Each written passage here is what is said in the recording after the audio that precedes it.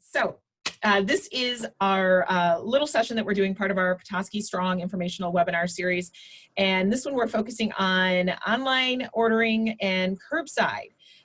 We know that with the current state of the executive orders, we've got a lot of our members and businesses in the area that are looking to figure out what their next steps are, what the best practices are. And we figured the best way to do that was give you a variety of fellow business owners in the area who have already instituted one or both practices in some way and have been successful with it, and kind of have learned some of the things that we're hoping these tips today will give you a way to move forward in such a way that you learn from their mistakes and lessons that they've made along the way. So we have with us, and I'll have you guys wave, we have with us Jennifer Shorter of Grandpa Shorter Gifts. And we have, and you're all going to wave too, Jennifer. Then it looks like everybody's Jennifer. We have Becky Philipp-Kranig of Bearcub Outfitters. And we have Ben Slocum of Beard's Brewery. So what I'm going to have you do is I'm going to keep everybody muted. I have about 6-7 questions that we're going to talk about. And each of our panelists is going to answer that as it's relevant to their business. We're hoping by giving a little bit of a diverse panel here, it will help you find some tips or tricks that are going to work best for you. We ask that you use the chat box for this portion. We will open it up to questions later where you can unmute yourself if you'd like to. But just for the simplicity of keeping sound down, utilizing the chat box is the best. If you're new to Zoom, if you pull your mouse cursor down, you will see a nice little panel of options up down at the bottom, and one of those is chat. And we will be monitoring that. So after, if you have our first question, if we're going through this and Jennifer answers and you want to ask her something, go ahead and type it in that chat box and we'll get to that before we move on to our next question, if that makes sense. Also, before we end, I will have Jennifer, Becky, and Ben put their contact information in the chat as well. And that way you can reach out to them, also view their websites, or if you have any questions, I'm sure they will be happy to follow up with you.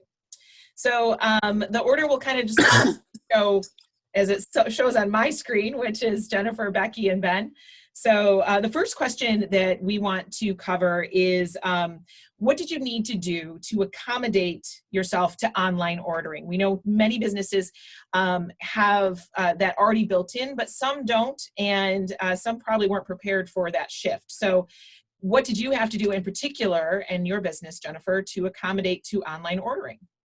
Well, we've always had a website for probably 15 years. It's not always done very well because a lot of our things people want to see and touch and be in person, and a lot about our store is being here physically.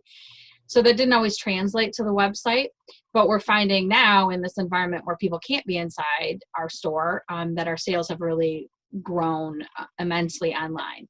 And so that just takes making sure that we're paying attention, that we're checking orders every hour for those people who want to do curbside pickup right away, and also making sure that we have enough shipping supplies because we don't have really any product coming in, so we don't have boxes to ship out in. So that was one of the things that we had to accommodate with a few weeks ago. Oh, yeah, helps if I unmute myself. And Becky, I know that you're in the process. So what are you doing as you're moving forward? Well, we have an informational website, and one of the first things that we did was put gift certificates up because we had a lot of people asking how to buy gift certificates, and we thought that would be a good beginning. So at least there is that. But we are also, my team is working very hard on putting together a full website that's going to be more like a second store than just an extension of our store. So we're learning lots and reading lots and figuring lots of different things out and looking forward to it because we know that a lot of our customers that want to support us have been asking a lot of questions over the phone and being like, gosh, it would be so much easier if you just had everything online. And we know that, so we're working towards it. And Ben, how about you? I think you might have had one of the biggest shifts as far as some of the things that I've seen, and you are currently muted. I will. There we go. So we have always had a website, but we never really had an online ordering component. So we had to find a platform in which we could do that, which means we're actually running 2 full POS systems right now, one for in the restaurant, one for online. Unfortunately, our primary one has no online component, and the online component has no in-person component. So we're trying to find a solution for when we can reopen. So we're kind of in the middle of a stopgap system versus a full system that's going to last us forever. And so I'm going to follow up that with a question, because that's something that I think people need to understand, because platforms is going to be important. If especially you didn't have the website capability, or as you said, you don't have a current POS provider that's going to allow you to navigate the two together. Any recommendations that you have found as far as what's working? And I know we have a lot of members who probably can answer those questions too, as well, that offer those, but have you found, what was the turnaround time frame too, I think is what I would want to inform the group of. If you didn't have that platform in order, how long did that take you to pull that together? We did it in about 3 days, which was extremely fast. But that was just to get the stopgap measure going. To get a permanent solution, we've been researching it, and like it's a month-long project to really do a full swap over. Okay, good. Any questions from the group on getting those type of things up and moving as far as an online ordering platform goes? I would be curious by a show of hands who has a online ordering platform already. Just a couple. Okay. All right. Good. So the next question I wanted to pose to the group was, what did you do to create an effective curbside process? So while whether your online orders, you're taking them online or whether you're taking them by phone, how did you create that effective management of working with curbside? Jennifer? One of the biggest things I think is to be consistent. We're consistently here Monday through Saturday, 9 to 5. We post those hours. We make sure our phone number is visible from the street so that we can get the phone calls. We also added as a button on our website, so when you check out, you can check curbside pickup, and then we send them an email when their order is ready. The biggest thing is, answering the phone when it rings, making sure that you're there, and then signage and explaining it, and you can't explain it too much, I think. So when someone calls and they say they want to do pickup, some of them think they can come into the store, and it's very much that, no, this is how we're doing it. We have a box outside, it's labeled, your product will be in there, we put your name on it. We have some people that maybe place multiple orders, and it's making sure that those multiple orders get into one bag, because we've put out multiple orders in the same box and they'll see one but not the other one. And so just kind of anticipating those little hiccups, I guess. But making sure, we ended up putting out a box. We originally had a cardboard box for a few days, and we had some packing material in the bottom of it to hold it down. And someone, a teenage boy, came to pick up an order for his mom, and he picked up the whole thing and took it home. So, it's making sure that you're, So now we have a nice wood box that would have held kindling in my garage, but now it holds our curbside pickup. Yeah, so it's a very nice wood box. What's that? It is a very nice wood box. It is a very nice wood box. That looks good. Good. Becky, how about you? We mailing with gift certificates, and found that to be reflective of what you're doing and going forward. Have you got your curbside plans ironed out? Ironed out to a point, yes. We've done the gift certificates. A lot of people just said pop them in the mail, so we did mail a lot of those. Curbside has, to match what Jennifer said, having someone at your store consistent and being able to say when they're there. So we've had somebody there 10 to 5 Monday, basically every day, and just one, maybe 2 people at the most, and they've been fielding questions, answering emails, kind of doing the whole thing. Our curbside, we have a bench that's lucky to be outside of our kids' side. So we kind of have talked with people. They've either told us when they're going to pull up and what car it is, or we've told them to call us when they come because they say that they're not sure. So it was kind of also that we were flexible on their schedule. to give it to them. And then we put it out on the bench when they say that they're there. And then we kind of back off and then they can come up and get it. So that's worked really well for us overall. And sometimes, depending on who's working and what staff and stuff, we've done some local deliveries as well to people and putting it on their porch. Excellent, excellent. And do you promote, I mean, have you had a lot of requests for the deliveries? Do you feel that that's something that people should kind of maybe have in their arsenal too, if it is local and it's close? If you feel comfortable doing it, if you have staff that's comfortable doing it, I think it's a really kind of personal thing of depending who. I can tell even within my staff that some are more comfortable than others. So that's why we chose not to necessarily advertise that side of it. But if we know the customer and then we're putting their information and we see their address and it's like, oh yeah, I would be so happy to just drop that off. If you're not going out already, don't come out, we'll get it to you on my way home, that type of thing. So but we had somebody that was in Indian River that wanted us to bring something and we're like, we can't do that, we've got to ship it, and or you've got to come to us. And that's kind of, it's knowing what you want to do and what your staff is comfortable doing before you say, oh, well, maybe we could do that.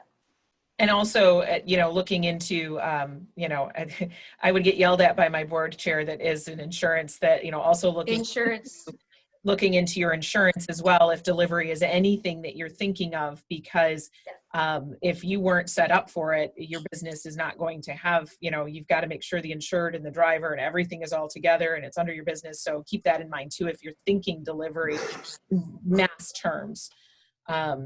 Ben, we'll flip it to you because I've watched your curbside process change since this all started too. And it's likely to change more. I mean, we're not set on any method and we're tweaking as we find benefits. But right now, the method that we're doing is we set chairs out in front of parking spaces. We have a security camera that we turned out towards the street. So when you order, we'll ask for your car make and model or car color, and you can type it in the comment box ordering online. And then when we see your car pull up, we can run your order out to the chair beside your parking space and then set it there for you to be able to grab. We do some delivery as well. For us, we found offering it as an option is more of a marketing ploy, gets people talking, but they're not taking it up as much as wanting to get out of the house and drive. But it did help at least boost a little more interest for us. And speaking of, and we'll dovetail this in because obviously for both online ordering and curbside pickup and or delivery, one of the biggest parts of that is marketing. And so are you finding, and I'll let you each answer this, are you finding that through your marketing, what's getting the most success? Is it the online presence, the curbside, you know, the convenience as Ben said, just knowing that delivery could be available? You're all using social media to your advantage right now, correct? So Jennifer, what are you finding as far as your, when you're looking at your analytics and things, what is it? Is it that online order? Is it curbside for you? It's a combination. And I think with anything in marketing, you can't just use one channel or one method. You kind of have to meet the customer where they want to be. And so, you know, some of that is text messaging and doing personal shopping for customers. And it's phone call, it's emails, it's Facebook messaging, either through the store Facebook or my personal Facebook. It's, you know, email newsletters, and then it's the online presence as well. So it's like a whole combination. And you'll have people who see it in your newsletter, go to your website, and then they decide not to order it on your website because they want to call and talk to a person. And what they really want is they want 15 minutes of something else to do that's not talking to someone in their family, that someone lives in their house. And so you have to be there and ready to have that chat with them and have the patience for that and know that when the phone rings, like, okay, like they're dealing with something, you know, like you just have to be ready whatever channel, however they want to communicate with you. And then I had guys that wanted Mother's Day gifts and they did not want to talk to me at all, but they would text me, but they didn't want to talk. So it's just meeting customers wherever they want to be. I think that's great advice too, that everybody needs to realize as they start curbside and ordering, whether by phone or anything, is one thing we've seen at the chamber a lot of times is people just want to talk to somebody else right now. You're going to get a tremendous amount of that. I think that more than you anticipate, that, just to order something that they could have done easily online, you're going to have a whole nother conversation before all is said and done. So definitely your staff should be ready to be patient. Becky, how about you?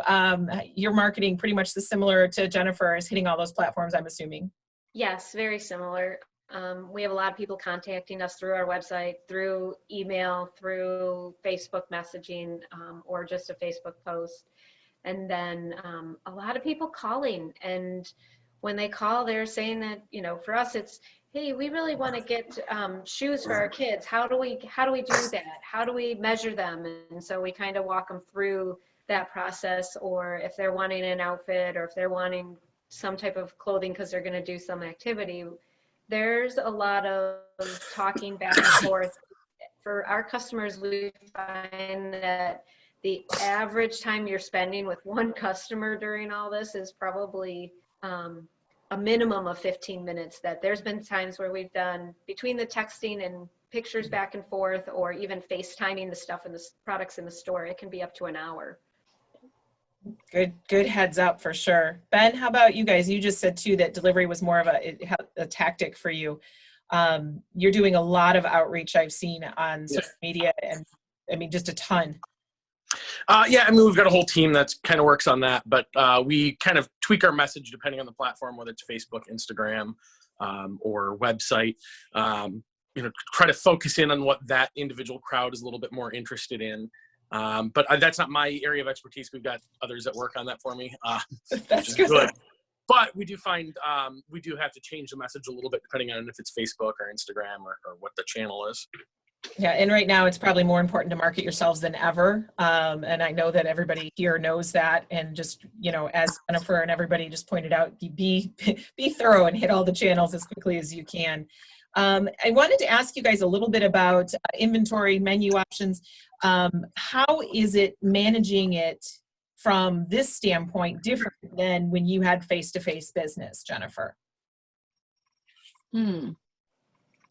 Well, it's different. I mean, especially when you're communicating with a customer and you don't know what it is that they want, right? Before you could lead them, you could show them things. Now you have to be their eyes as well. Like, they're not seeing everything. So you have to edit it and show them, especially if you're working with them over text or putting together videos, that kind of thing. Inventory management, if it has a puzzle in the name, like, it's selling. So that's definitely different than 3 months ago. I bet. Becky, it's kind of similar to what you were just talking about talking through things with people. So, I would assume with inventory, it's going to be different going forward than maybe what it was before everybody closed their doors. Yeah. It's interesting in trying to just walk with people through the store and try to explain what they might want. But the biggest thing is asking them first what they're looking for, and really diving down and asking a lot of questions within that, so that what direction to go in and what patience level that the customer has as well. Yeah. That's been really important for us as well. But inventory wise, it's going to be a little bit different of deciding how much do we keep in, how much do we, lots of decisions to go on with that one. That's a really big subject in that way. Ben, as far as from a restaurant's perspective goes with Curbside, you contained you took your menu and made some choices with it. I'm assuming for efficiency purposes. And have you found that obviously that's something you've altered back and forth since this all started? Trim the menu as much as we could to make sense, and then we're being very flexible because the food supply chain is pretty stressed right now. So we're adding items as we see the ability to, but we're having to pull items off at the same time. So it's running a very flexible system there. But the big target is efficiency and profitability and items that turn. Otherwise, it's just spoilage. Good. Very good. I think that's, and people, I think as consumers, and this goes for anybody, whether it's food or retail, as consumers, we're adjusting knowing that, maybe we could have gotten that before, but we can't get it now. And there is hopefully more of an understanding factor, a little bit at least. I would like to think so. I've heard it. I've seen people like, oh, I really wanted to get this, but it's out of stock, or I was in the mood for one of these, and that, like you said, understanding where the supply chain is right now, I think is very important, and just kind of reiterating that to your customer will be beneficial. So you guys have done a great job with that. I wanted to, I saw in the chat too, so I wanted to hit this before I flip over to anything different here, is that has anybody, and obviously it seems like Jennifer has, and Robin at Sunglass Shop, Facebook Live events for new products, unveilings, menu items, anything like that. Yay, nay, girls and guys. What do we got here, Jennifer? It was funny. I've done a couple of them and to great response. And it's even, you don't necessarily sell what you're talking about, but it creates interest. And then they're contacting you and buying other things, or something they saw in the corner of a video and they've zoomed in and they're like, oh, can you show me more of that? And then it leads to a $200 sale a half an hour later, those kind of things. And so I think it's just another way to showcase what we have in the store and to success. Excellent. Becky, have you guys tried it yet? We haven't done a lot of the videos yet. We've been working so hard on our website, but we are going to somewhat try something similar and have a virtual trunk show type thing with Keen sandals this weekend. So Nice. where our Keen rep's going to basically kind of be on our Facebook page and answer a lot of questions that people are coming, and we'll be manning phones and things like that. So we were trying to decide what video we might want to put out there for that, of the shoes that we do have in stock versus what people might be able to order. So we'll see how that goes, but Good. we've already gotten a lot of people contacting us and some interest, so that sounds good. Sounds like it's a good sign. And Ben, you guys were always very video heavy at Beards prior to this. And I know that your marketing team knows the value in that. So that's a good product to keep moving forward with for you, I'm sure. Yeah, so we've actually trimmed down the videos overall, but we're now doing more live events, live beer tastings, live happy hours if we can. Trying to bring the service to an experience where we actually can't provide table service. So we're just trying to be flexible with it and explore options and see what works. And again, like everything here, we're just not tied to an option. We're just remaining flexible. Flexible is the best thing. I know that Glix, I'm going to call you out for a quick second before we move subjects, because you had put in the chat Instagram TV, and not a lot of people utilize that. So if that's something someone's interested in, can they contact you, or can you tell us a quick thing about it? Sure. I'm learning as I go. Really have a really great manager, and she is a marketing student at CMU, so I've taken advantage of that. Not as hard as you think. On your home Instagram page, there's literally a little icon that looks like a TV. So when you click on that, you just click on the plus sign at the bottom of your screen as if you were going to post a picture, and you just post video. A lot of people think that it's like Facebook Live, but it's not. You can pre-record the video, which it makes you more comfortable too. It makes you more confident with what you're selling and getting the right details and the right information out there before you post it. Where Facebook Live, you can't screw up. So it's like you can record ahead of time and then post it, and they just watch it as if it's an episode. You can categorize it. So like for us being retail, I have young men's. Tomorrow I'm actually posting one for mature men's. I have swim. I have, you can post it accordingly, and so they can watch each episode as they want. Fantastic. And you, and I know you're not the only business doing this too. Shopping appointments is another thing I'm assuming a lot of people should consider. Being a virtual shopper, Jennifer mentioned, great success in that. Yeah, I spent about 20 minutes, and a woman asked me to try on shoes for her just to see how they look. I tried on 10 pairs of shoes for this lady, and I sold 6 of them, 6 out of 10.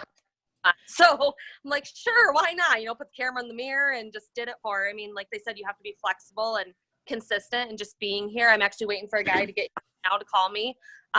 We take the stuff to the vehicle for them, but we have masks and gloves when we go out, and we set it, in the passenger door. We just say, call me when you get here, and that kind of thing. But I'm actually doing a ladies' night. Maurice's used to do this like back in the day, like an after hours sort of thing, but I'm actually going to do like a ladies' night. I'm going to test it out with my staff first. and do like 4 to 6 people at a time on a Zoom call, and kind of like Becky said, with like a trunk show type thing. Nice. So I'm gonna test that out. I don't know, within this next week, and we'll see how that goes. Good. Excellent. Thank you for popping in. Sorry to call you out like that. So my next question to our panel is probably something that's, tops on everyone's mind. As much as everybody wants reopening and next steps and what we're doing, safety, we all know, is imperative.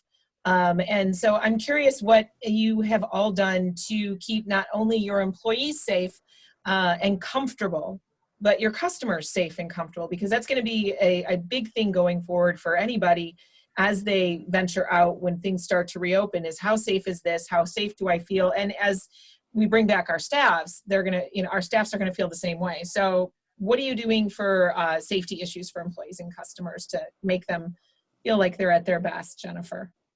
You're talking about currently or in the future when we open? Currently and in the future, because obviously you do have staff right now coming in and out, excuse me, limited to service and, shipping and packaging, or you're avoiding each other, that kind of thing. And what are you looking at moving forward as far as your PPE programming? So we're looking at laying out the store a little bit differently and making sure that we have a lot of signage. I've just ordered stanchions and ropes so that we can kind of divide the store up and how people come in and exit, moving the cash registers away from the door, things like that. And it's different in each store, but making sure that going forward, we've got the right plan. And then also removing things that create bottlenecks so that people don't stack up in any one place, and making sure we have tape lines on the floor, and then ordering sneeze guards, and also putting one in front of our gift wrap station so that we can continue to gift wrap and offer that service, but yet, because that's where people like to hang out and congregate and watch while you gift wrap.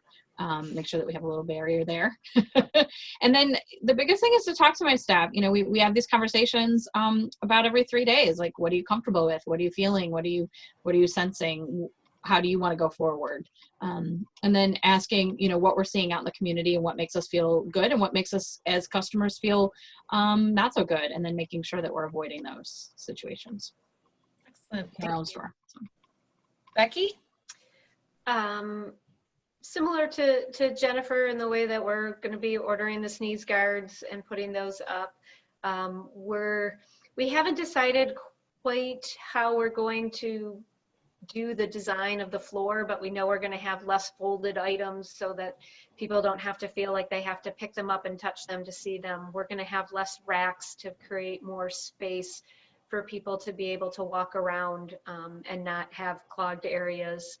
And as far as the safety with the staff, we've been meeting a lot too and trying to go over exactly the procedure we want to do, where certain people will come in and then the next person who has to come in will call ahead and say, hey, I'm here, and you'll go through the spreadsheet of the answers, the questions that you have to ask everybody before they come in to make sure that no one's been having the cough and the fever and the whole 9 yards. We thought we would have a thermometer on hand. At this point, everybody wants to wear masks, so I will definitely have some masks that will be reusable and disposable on hand for them. And we're going to be cleaning surfaces down, and they're kind of helping me pick which surfaces they feel that they want wiped down at a certain time. And one of the things that I thought was really nice is that they said, I think we should just now schedule somebody who's on the register all day. So it's one person on the register, so you don't have to worry about wiping it down every time you come to it, every time you leave, that it'll be that one person. And if you have to touch it, then you need to clean or do something to make that safe.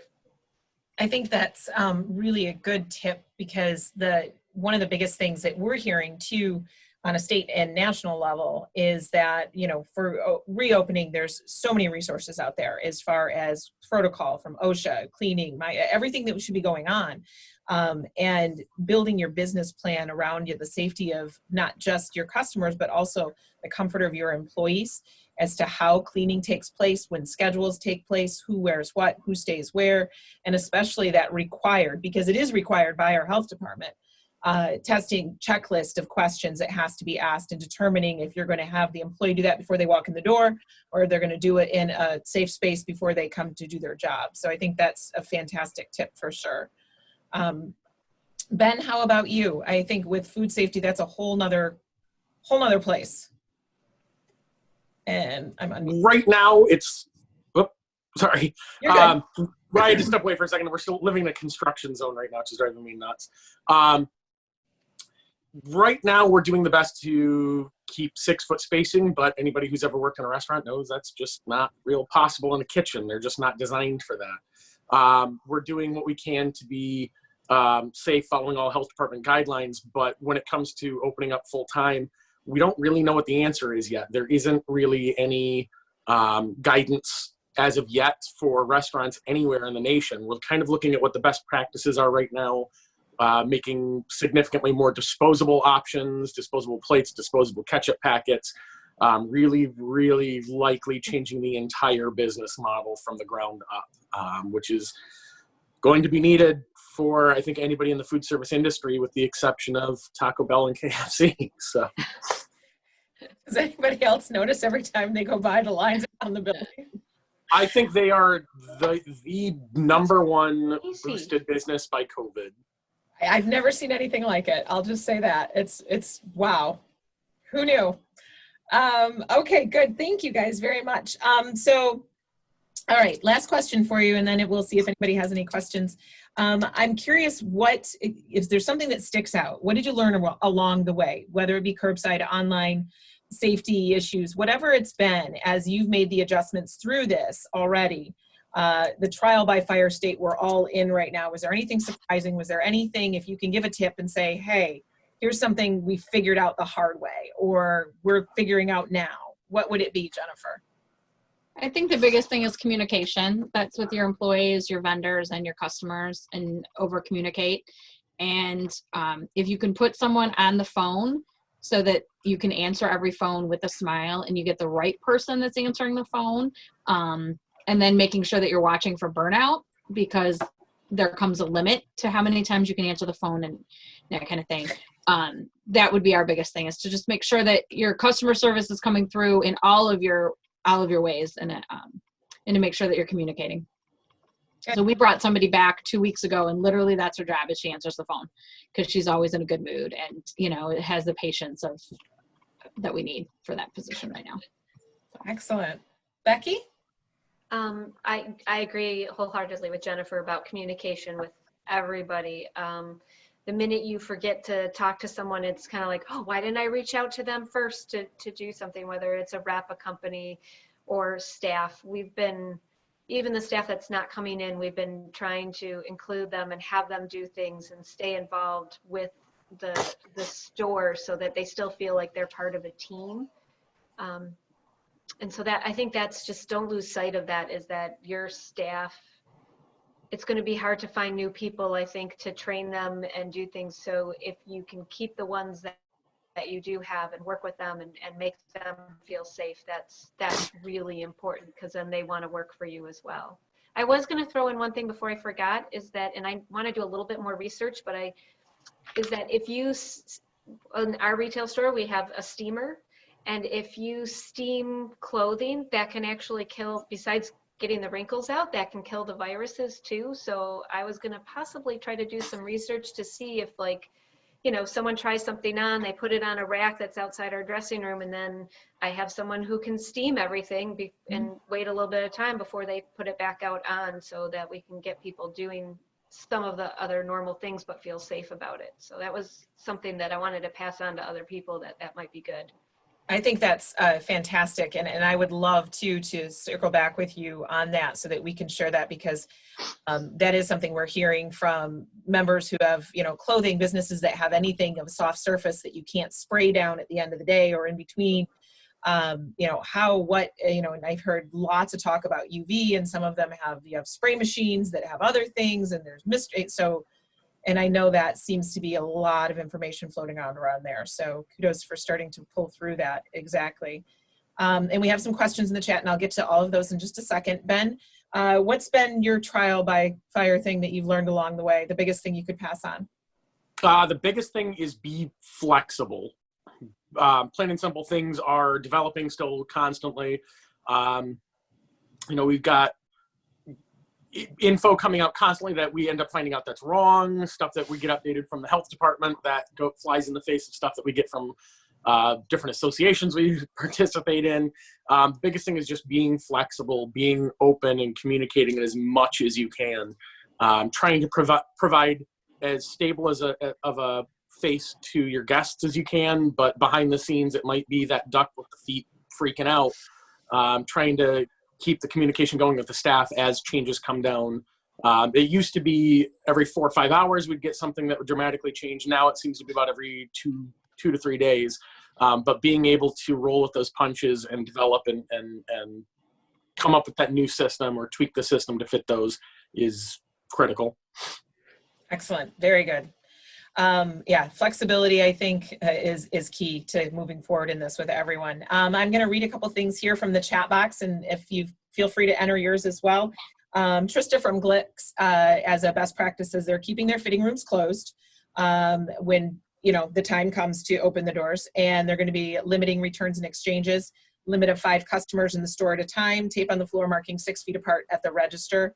I think that's something definite of consideration. There's no crystal clear guidelines at all at what that's going to look like for every business. So I think having that pre-plan in place and then adjusting based off of as phasing comes through, if guidelines are implemented, I think is a good practice to do for sure.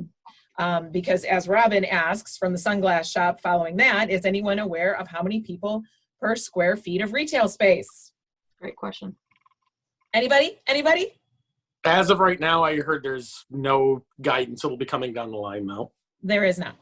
And in fact, I was just, and if anybody's heard different, one of the calls I was on today was with our Northern Michigan Chamber Alliance, and that was actually a hot button topic for us, was being able to provide members with actual numbers and clear cut guidance. So I can say this, we're asking really loudly, because we know how helpful that will be as you all move forward too. Carolyn asks, what is your protocol going to be once you reopen? Customers wearing masks. I found that I only feel comfortable in stores where customers are wearing masks. I will let everyone, I'll let Jennifer, Becky, and Ben address that as far as it goes, because masks is a very interesting thing because of the fact that while it is in the executive order that we are as citizens required to wear them in public spaces, it's also not something that is punishable by anything in a civil way or a criminal way. And then on the flip side of that, we all have heard the stories, and we all know that there is a percentage of the population who is actively refusing it and won't, and gets agitated about it. So one of the things that we talk about on a chamber level is the business owners being very careful in the situation. It's up to the individual business, obviously, but protecting your employees and protecting yourself, making your signage crystal clear if you're going to ask that be done. So I'm just curious as to how the three of you are moving forward with that as reopening takes place. Jennifer? It's kind of a loaded question. I know it's loaded because it's tough. It is tough, and I've looked at it from both sides, and I think there's more than 2 sides to it as well. I've also been stockpiling masks so that I could require customers to wear masks, and I will provide one if needed. So how that signage happens, how that education piece happens, what I'm reading for the groups and organizations that I belong to is that if you let people know ahead of time before you open what you're going to be doing, that helps a lot. But I don't know. I'm waiting to see what others do, I guess. Yeah, I think we all are, and waiting to see what the executive order is going to say too, as we move from stay safe to stay moving a little bit, kind of, sort of. Becky, what about you? We've talked about it, and we'd like to require people to wear masks when they come in, and we know we want our staff to, at least for the near future. But there's definitely that talk of, what are you going to do when that one person does come in who's adamant and says, I'm not going to do it? Is that worth the the fight to do that. So I think it'll probably be something that will just somewhat happen as the storyline goes through all of this, is that we'll have the signs up to say, you know, please wear a mask, and we appreciate that, and all those things. But I don't think I want my staff or me to have to get confrontational with somebody. And I would advise against that. I think we've all seen that, you know, if that's not, confrontation is not the solution right now by any stretch. Ben, with things being a little different for you in a restaurant, it's not like something, when you actually, this is the irony of all of this, when you actually have the opportunity to have patrons, no matter how those groups are set up or how your business is set up, it's not like the patrons, if they're in a public space, they can't eat and wear a mask. Exactly. Unless they somehow find a way to make a tortilla into a mask and eat it with their food. There's restaurants, it's really a tough option. There's not going to be much there. You know, all our staff are wearing masks. If I go out anywhere publicly, I'm wearing a mask. It's interesting, and there aren't really any good options for that one. I think I've got 6 different styles of masks right now, depending on what I'm doing, and it's interesting. As a restaurant, I don't think there's an option with masks at all. So. And Trista, I saw that you posted back to the square footage one that someone posted in the Charlevoix Business Owners page saying it's 1 person per 60 square feet. I would love to dig into that deeper because I still have yet to hear a definitive on that one. Can you hear me? Sorry. Yeah, I can hear you. I tried to copy what it was because I'm part of the, can you still hear me or did it pause it? No, I can still hear you. Okay, cool. Let me read it's from Lindsay Dotson, if you guys know her from the Downtown Charlevoix Business Owners. I do. She says, for those of you wondering how many people will be allowed inside your business if or when you're able to reopen, this is from Kirby. Just spoke with Dan Thorpe. Fire law is 1 person per 60 square feet. So take your square footage, divide by 60, then divide by 4. That's what it says. So I'm wondering if it's gonna, because there is talk about it being from a level of individual. Yeah, it says this might change. Yeah, it says this might change per the last executive order. It's 25% of your current allowable capacity. But I don't know. Coming from my home office, our whole company is doing the 5-person thing. So I think that's definitely less than my capacity, you know. Yeah. And the 25% isn't written, the way that it's worded in the executive order, it's kind of like, well, it could be, it's right. a little vague. Yeah. For sure. I think just stick with, like, I mean, especially, you know, Jennifer Grandpa Shorters, it's so narrow and whatnot. So I think it's more or less like, okay, my maximum, I might be allowed 10 people, but maybe I only want to allow 6 people. Because you also have to include employees. Right. So I don't know. I got that instruction from my home office that we're just going to do 5 and keep it at that. And I think I'm not staffing more than 2 of us at a time. So. From my understanding, the only scope limitation that's been put on for Michigan so far is big box stores. Right. So and the information might be the Charlevoix specific fire code. I know here we're actually limited by our bathrooms. So we have a capacity of 299 people. So it's gonna all depend on your local fire code for that one. Okay. Yeah, I think so too. I think that because the onus is coming back to the local level on a lot of things. We have a couple of minutes left and a couple more things in here. And I wanted, yes, Christina mentioned the ultraviolet wand light after a clothing try-on as well. And I think that's going to be just trial and error too for a lot of businesses and clothing stores as they're moving through. Summer has a great tip in here. She said, David Kimball is an architect in Harbor Springs, and he's helping businesses configure their space and make things attractive. He's also working with Airflow. That address is kimballandkimball.com, and it is in the chat if you haven't seen that. And there are a tremendous amount of resources that we're sharing in our newsletter as far as local businesses offering things. I have to pass along for some that open, depending on your type of card reader machine that you have. We had a talk with Lowe's quite a few weeks ago, actually, and one of the things they found out very early on was that your Lysol wipes carry too much moisture. And when they were being overly thorough in cleaning between every customer with a Lysol wipe, they fried out 4 machines because it was all that moisture was going down into the actual key buttons in the pads. So they started using Ziploc bags over the particular machines they had because some of them were older models. And then they were able to leave the card reader bottom open and then wipe that down that way. They also have switched to using microfiber cloths to wipe down electronic surfaces that are sprayed obviously with, the recommended cleaner that you're going to be using, and everybody's a little bit different. Another thing, and we are working with them too as their supply changes. They have some different things that on a corporate level have come down as far as best designed sneeze guards, how to build your own, how to establish it on based, whether it's hanging, whether it's, set in, and they're happy to share their resources. And we're working with them too for some volunteer staff to come into businesses who are comfortable to set that up and possibly donate that as well to a business who says, I need this, but I don't have the first clue how to set up a space for myself to keep myself and my customers safe. So stay tuned on that one. Let's see here. Appropriate. Okay, so Emily is talking about farmers markets, that there are specific numbers of people per square foot as well, which is a totally different place. And there's a map that's been given for that. And those are even, to some of those that are outdoor too. So I think that's something to consider, is that we're going to start hearing more and more of this as we get closer and closer to reopening. Any other questions in the chat box for our 3 panelists?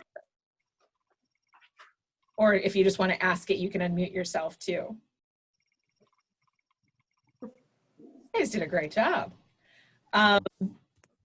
I was wanting to ask you guys as business owners, as employers, or as companies and looking forward, what would be your interest in having a business toolkit all-in-one available, as far as masks, gloves, sneeze guard, sanitizer, all of it? Are you having trouble sourcing, I guess, is what, as a chamber, we're trying to see, because we're hearing different things. We have people like, I got everything I need. And we have other people like, I don't know where to start.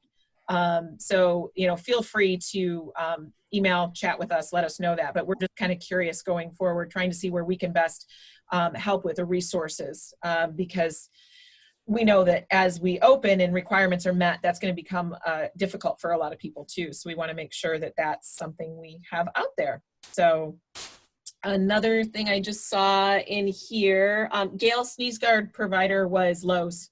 I can connect you. And Megan asked, who's concerned about kids being in stores? Who I'm wants always to concerned answer? about it. Go ahead, Ben. I've always been concerned about it. A lot of folks treat us as a babysitter when they bring their kids in, up on stage, running around, smashing things. It just is going to make it that much worse. And I think we're going to have to be a little more vigilant about asking parents to either watch their own kids or leave. It might not be the most hospitality friendly thing, but frankly, I think we do maybe 2,000 in damage a year just from kids hitting stuff in the restaurant, which is shockingly, stupidly high. And now that the health concerns on top of it, it's just something we're going to have to be more fierce on. Anybody else? We sell a lot of kids stuff, so I know you do. So I think we definitely have some concerns, and like Ben was saying, gosh, we have so many people that come in and they just let their kids run rampant and pull things off and expect you to watch them so they can shop. And we've always tried to do that. It will be interesting, and I'll have to help my staff kind of have proper speeches to say of, I'm really sorry, but during this time we can't have your kids run around without you seeing where they've touched and what they've done. And I think that's just going to be kind of a wave of the future. Mm-hmm. Unfortunately. I think you're right. Okay, before we wrap up, Lisa, do you want to give a shout real quick to something that we just implemented today, actually, for any business? It doesn't matter who you are, what you are, professional services, retail, anything, restaurant. We want this to spread far and wide. So I'll let you take that. Oh, thank you.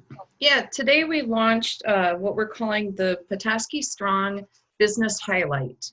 And this is an opportunity for any of our businesses to record a quick little video, try and have it 2 minutes or less. 2 seconds. Yeah, 2 seconds. But just an opportunity for you to talk about your business, talk about how people can find you, how can they order, how can they get product. You know, obviously it's going to vary by business, whether you can ship or curbside pickup. But part of what we want to do is to help get the word out about the businesses and to help promote you. And with our current workload with staff, we first started talking about interviewing people on videos and pulling that together, and realized that we don't have that capacity right now. But we do have the capacity, if somebody shoots us a little video, that we can share that out on Facebook and social media and really help to get the word out. We've seen our Facebook followers grow by over 500 in just like the last 2 weeks. So the Petoskey Chamber now has 4,500 followers. So yeah, just a great opportunity to keep your business out there in front of people, talk about what you do, how you can help people. And what we'll ask people to do is to shoot Nikki an email, nikki@petoskeychamber.com, once you have it pulled together, and she's going to give you a link to a Google Drive where you can drop the video, and then we're going to be happy to help get the word out. And so I hope you'll take advantage of it. I definitely think you should. And, send your logo along. Basic information. We've got a lot of Petoskey Strong videos that we've been creating and working with, and we'll add that obviously to our website as well. And if you haven't been to our website, petoskeychamber.com, as soon as you land, has a big page called Petoskey Strong, and that's where all our resources go. And we hope that you visit that often. We update it as much as we possibly can, and there's so much out there, and it's really hard for you to go through that sometimes, and we understand that. So we try to do as best as possible to go through that for you and put those resources there. And if you see that you're missing something or you have a question, let us know. But right now, one of our #1 priorities is to promote every single business in our county and beyond, and in any way, shape, or form that is. So your little 2-minute video could be, hey, we're not open yet. Hey, I'm a hair salon, but here's some tips and tricks until you get to see me again. Anything can be done. Anything can be said in 2 minutes. If you're not comfortable with it, find a staffer who you know will be capable of it. Have them do it. Have a friend do it. Have them talk for you. 2 minutes is not a lot, but you can do a lot with it. And the way that we continue to promote, and that we will promote these, is with a lot of Petoskey Strong branding and a lot of branding for your business. And it's just one more thing to keep you out there. And that's what we want to do. We want to make sure that everybody remembers our business owners and our small businesses as we move forward, because that's what's part of our, resilient recovery is each other. So any other questions before we go? Okay, so on Zoom, when you clap for people, this works. So I would love to say thank you so much to Jennifer, Becky, and Jazz hands. Yeah, you do jazz hands to clap, because this, you can't, if you're on mute, nobody, but you guys did fantastic. Great resources. We will post this for you. Share it widely, please. There's some great information here from business owners who's already gone through some of the steps. So, and we'll have a lot more Petoskey Strong videos on there. So thank you all for joining us, and we appreciate you. Stay Petoskey Strong, and we'll see you soon.